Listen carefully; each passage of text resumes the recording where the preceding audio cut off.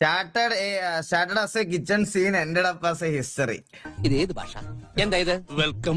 വെൽക്കോ? ഇത് മെൽക്കോ ആണ്. ഓഹോ, അങ്ങനെ വായിക്കാമോ? പേർലാൽ. എന്ത് പാടാണ് ഇതൊക്കെ. ഭവാനി. ഭവാനി, ഒന്ന് മനസ്സ് വെച്ചാൽ ഈ കലവറ നമുക്കൊരു മണിയറയാക്കാം. മൗനം, സമ്മതം.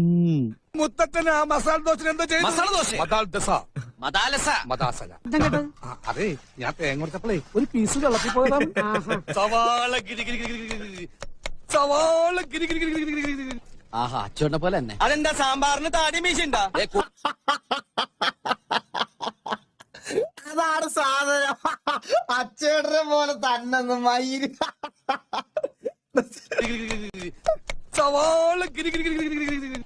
ആഹാ, അച്ചോണ്ട പോലെ തന്നെ. അതെന്താ സാമ്പാറിന് താടി മീശുണ്ടാ?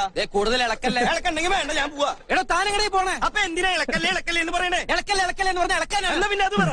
കേട്ടില്ല പന്നി. ഇളക്കല്ലേ ഇളക്കല്ലേ എന്ന് പറഞ്ഞാൽ ഇളക്കാനാണ്. എനിക്ക് ടെൻഷൻ ഒന്നും ഞാൻ എന്റെ 2 കാലും അടുപ്പിൽ വെച്ച് കത്തിക്കിട്ടു. അപ്പൊ നീ പഠിക്കുള്ളൂ. ആ, കിണ്ടിന്നാണല്ലേ പറഞ്ഞത്. ഞാൻ കേട്ടത് കുണ്ടിന്ന. സോറി, തെറ്റിദ്ധരിച്ചു. എന്തോ ഒരു സാധനം. എങ്ങനെയാ മോളെ കഴിക്കാതിരിക്കണേ? സ്നേഹത്തോടെ ഇത്തിരി ആട്ടുംകാട്ടെടുത്ത് ഉണക്കമുന്തി എന്ന് പറഞ്ഞാൽ നിങ്ങൾ തിന്നോ? വെറുതെ ഒരു മിനിറ്റ് ഓട്ടെ മോളെ. ഇവൻ നല്ല ചെറുക്കനാ. ഇവന്റെ കൂടെ പോയ പട്ടിണി മാറിക്കിടേ. നീ ഒന്ന് എന്തൊക്കെ സാധനമാണല്ലേ എന്റെ അമ്മോ.